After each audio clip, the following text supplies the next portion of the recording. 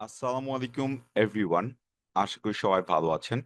আজকের ভিডিওতে একটা গুরুত্বপূর্ণ বিষয় নিয়ে কথা বলবো, আর সেটা হচ্ছে কমন মিস্টেকস যেটা আইএলটিএস ক্যান্ডিডেটসরা করে থাকে আইএলটিএস রাইটিং টাস্ক 1 এবং টাস্ক 2 তে। আইএলটিএস রাইটিং এর জন্য অনেক বেশি গ্রামার জানা থাকতে হবে, ব্যাপারটা এরকম না।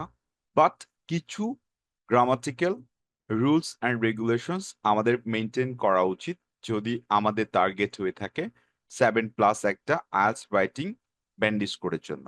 সেক্ষেত্রে আইএলটিএস ক্যান্ডিডেটসরা অনেকগুলো মিস্টেকস করে থাকে। তার মধ্যে কমন 7 মিস্টেকস আছে। এগুলো যদি একজন আইএলটিএস ক্যান্ডিডেট খুব ভালোভাবে প্র্যাকটিস করে এবং ফলো করে, তাহলে তার ব্যান্ড স্কোরটা অনেক বেশি বুস্ট আপ করা পসিবল বা ইমপ্রুভ করা পসিবল। তারা চাইলেই, বা আপনি যদি একজন আইএলটিএস ক্যান্ডিডেট হন, তাহলে আপনি চাইলে কিন্তু সেই মিস্টেকস গুলো অ্যাভয়েড করতে পারবেন। স্ক্রিনে ফার্স্ট যে রুলটা দেওয়া আছে, it cause subject verb agreement mistake. Mostly IELTS speaking and writing এ এই ভুলটা আইএলটিএস ক্যান্ডিডেটটা করে থাকে। ফার্স্টলি দেখেন, একটা ভুল একটা সেন্টেন্স দেওয়া আছে, like he go to school everyday. But সঠিক সেন্টেন্সটা হওয়ার দরকার ছিল he goes to school everyday. এখানে একটা নিয়ম দেওয়া আছে, খুবই সিম্পল। এটা জাস্ট আপনি একবার পড়লেই মনে রাখতে পারবেন। লাইক, সাবজেক্ট যদি সিঙ্গুলার হয়, তাহলে ডেফিনেটলি ভার্বটা সিঙ্গুলার হবে, এবং অলওয়েজ সিঙ্গুলার ভার্বের সাথে একটা এস বা ইয়েস যোগ করতে হয়। সাবজেক্ট ভার্ব এগ্রিমেন্টে 20 থেকে 22টা রুলস আছে।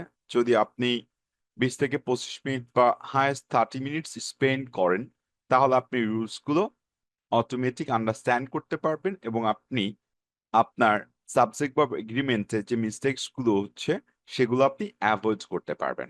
সেকেন্ড যে নিয়মটা দেওয়া আছে সেটা হচ্ছে সেন্টেন্স ফ্র্যাগমেন্ট অর অসম্পূর্ণ বাক্য। ব্যাপারটা হচ্ছে most of the time IELTS ক্যান্ডিডেটসরা স্পিকিং অ্যান্ড রাইটিং এ ট্রাই করে কমপ্লেক্স, কম্পাউন্ড, ক্লজ অথবা কন্ডিশনাল সেন্টেন্সেস গুলো মেক করার জন্য, কিন্তু মোস্টলি অ্যাবাউট 90% সেন্টেন্সটা কমপ্লিট করে না, লাইক ইনকমপ্লিট থাকে।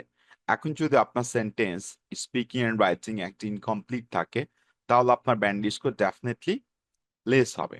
ভুল বাক্যটা আমরা একটু দেখে নিই। অলদো আই স্টাডিড হার্ড, বাক্যটা অসম্পূর্ণ। বিকজ যদিও আমি অনেক কঠোরভাবে বা অনেক বেশি পড়াশোনা করেছি, তারপরে কিন্তু কিছু নাই। এখন যদি সঠিক বাক্যটা দেখেন তাহলে বুঝতে পারবেন। Although I studied hard, I did not achieve the expected score. So এখানে although এর ইউজটা দেখানো হয়েছে, কমার ইউজ দেখানো হয়েছে। নিয়মটা খুবই সিম্পল, লাইক although, because বা since ব্যবহার করলে বাক্যটা ডেফিনেটলি আপনাকে সম্পূর্ণ করতে হবে। এবার দেখে নিই ইউজ অফ আর্টিকেল। বাট আমি এখানে আপনাদের একটু অ্যাটেনশন সিক করার জন্য miss use of articles like এই অ্যান্ড দি দিয়ে রেখেছি। দেখেন, আর্টিকেলস এর অনেক বেশি নিয়ম আছে, ব্যাপারটা এরকম না। More or less 15 to 20 rules আছে। জাস্ট আপনাকে একটু লুক আউট করে নিতে হবে, বা একটু আপনাকে দেখে নিতে হবে। তাহলে আপনি আর্টিকেলে যে মিস্টেকস গুলো করে থাকবেন বা করবেন রাইটিং এন্ড স্পিকিং এ, সেটা আপনি ডেফিনেটলি অ্যাভয়েড করতে পারবেন। সো ভুল বাক্যটা আমরা একটু দেখে নিই। I live in Dhaka which is capital of Bangladesh. এখন লিখার ক্ষেত্রে বা বলার ক্ষেত্রে এটা আমাদের কাছে ঠিক মনে হইলেও হইতে পারে, বাট এখানে একটা মিসিং আছে। Is the capital D. একটু ভালো করে দেখেন। Just I live in Dhaka which is the capital of Bangladesh. যদি আপনি শুধু এইটুকু মিস্টেক করেন, ডেফিনেটলি আপনার ব্যান্ড স্কোর রিডিউস হবে। এখন যদি আস্ক করেন কতটুকু রিডিউস হবে, এটা একটু জাস্টিফাই করা মুশকিল, বাট আপনার ব্যান্ড স্কোরটা গ্রামাটিক্যাল রেঞ্জ এন্ড অ্যাকুরেসি যে সেকশনটা আছে সেখান থেকে আপনার কমে যাবে। সো নিয়মটা এমন এখানে দেওয়া আছে, নির্দিষ্ট জিনিসের আগে ডেফিনেটলি তা ইউজ করতে হয়। সিম্পল একটা নিয়ম। এরকম ছোট ছোট আপনি 15টা 18 বা হায়েস্ট 20টা নিয়ম পাবেন বা রুলস পাবেন। জাস্ট এটা আপনাকে একটু আন্ডারস্ট্যান্ড করতে হবে। প্রয়োজন আপনি খাতা লিখে করেন বা একটু প্র্যাকটিস করেন, দেখবেন আপনার ব্যান্ড স্কোরটা বুস্ট আপ করতেছে। Go for preposition. প্রিপোজিশন আসলে অনেক বড় একটা ভূমিকা পালন করে। আইএলটিএস লিসনিং এও করবে, আইএলটিএস রিডিং এও করবে। স্পেশালি আমরা আইএলটিএস রাইটিং এরটা এখন চেক আউট করব।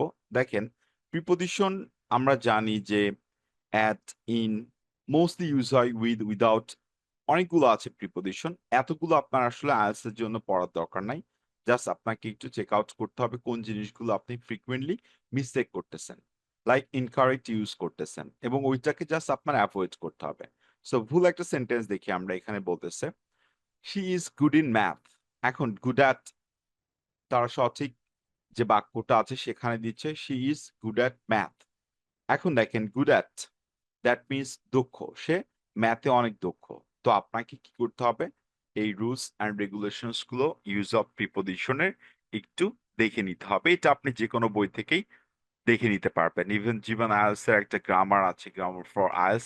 ইভেন আমার ইউটিউবে গ্রামার ফর আইএলটিএস এর একটা সেকশন আছে যেখানে আপনি 12টা ভিডিও পাবেন। সো এখান থেকে আপনি একটু প্রিপজিশনের ইউজটা দেখে নিতে হবে। Go for rules number 5, using informal language. ব্যাপারটা হচ্ছে স্পিকিং এ আপনি ইনফর্মাল ল্যাঙ্গুয়েজ ইউজ করতে পারবেন, but writing task 1 and task 2 তে আপনি ট্রাই করবেন যেন আপনি ইনফর্মাল ওয়ার্ড ল্যাঙ্গুয়েজ ইউজ না করেন। যেমন তারা এখানে একটা ভুল দেখাচ্ছে, সিম্পল ওয়েতে kids should go to school regularly. এখন ব্যাপারটা হচ্ছে তারা এখানে বলতেছে আপনাকে children, like instead of using kids আপনি এখানে কি করবেন, চিলড্রেন ইউজ করবেন, like should attend school regularly. So আপনার বাক্যটা ঠিক হয়ে গেছে। এখন আপনার মনে প্রশ্ন আসতে পারে যে ইনফর্মাল ফর্মাল ল্যাঙ্গুয়েজ কোথায় পাবো। সিম্পল ওয়েতে যখন আপনি স্যাম্পল আনসার্স পড়বেন টাস্ক 1 অ্যান্ড টাস্ক 2 তে, তখন আপনি একটু চেক আউট করে নেবেন স্যাম্পল আনসার গুলোতে যে ভোক্যাবস গুলো তারা ইউজ করতেছে, আপনি ওই ভোক্যাবস গুলো ইউজ করবেন, নিজে থেকে কোনো ভোক্যাব ইউজ করার দরকার নাই। নেক্সট ওয়ান হচ্ছে নাম্বার 6, রিপিটেশন অফ ওয়ার্ডস। এটা খুবই খুবই একটা গুরুত্বপূর্ণ বিষয়। সেটা হচ্ছে মোস্ট অফ দ্য টাইম আমরা যে ওয়ার্ডস গুলো ইউজ করি আজ রাইটিং টাস্ক 1 অ্যান্ড টাস্ক 2 তে, আমরা অনেক ওয়ার্ড বেশি রিপিট করি। লাইক যদি আপনি কোনো একটা ওয়ার্ডকে একের অধিক ব্যবহার করেন, সেটাকে আসলে বলা হয় রিপিটেশন। এখন ব্যাপারটা হচ্ছে রিপিটেশনটা আপনি কিভাবে অ্যাভয়েড করবেন। দেখেন ক্রিয়েট, এখন ক্রিয়েট একটা ওয়ার্ড দেওয়া আছে, আপনি যদি 4-5টা সেন্টেন্স লিখলেন, আপনি প্রত্যেকটা সেন্টেন্স এই ক্রিয়েট ইউজ করতেছেন, আপনার ব্যান্ডিজ কমে যাবে। সো আপনি ইউজ করতে পারেন ইনস্টিড অফ ক্রিয়েট আপনি মেক ইউজ করেন, আপনার ব্যান্ডিজ করতে পারবে। সেম ভাবে আপনি পিপল বারবার ইউজ না করে আপনি individuals, citizens, human beings use করেন, আপনার ব্যান্ডিজ করতে বুঝতে পড়বে। দেখেন এখানে একটা ভুল বাক্য দেওয়া আছে, ঠিক ভুল না, বাট এখানে রিপিটেশনটা দেখানো হয়েছে। Like the city is beautiful and it has beautiful parks. এখন আপনি বিউটিফুলটা চেঞ্জ করে এখানে কি দিয়ে দিতে পারবেন, স্টার্নিং পার্কস। সো আপনার ব্যান্ডিজ করতে বুস্ট আপ করবে, specially in writing task 1 and task 2. Last one, that calls punctuation.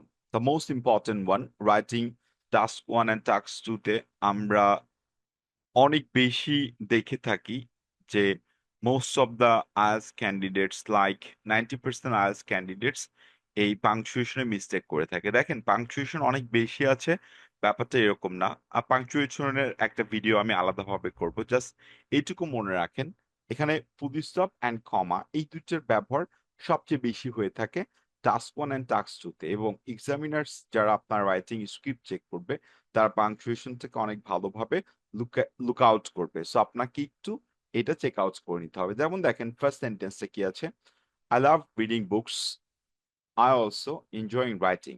এখানে একটা কমা দেওয়া আছে, দ্যাটস গুড, কমাটা ঠিক আছে, বাট কমা স্প্লাইস হয়েছে। সো সঠিক বাক্যটা দেখেন, I love reading books and I also enjoying writing. So সেন্টেন্সটা আপনাকে চেঞ্জ করে দিতে হবে উইথ ওয়ান কানেক্টিং ওয়ার্ড। যদি আপনি চান তাহলে এই নিয়মটা ফলো করতে পারেন সিম্পল ওয়েতে।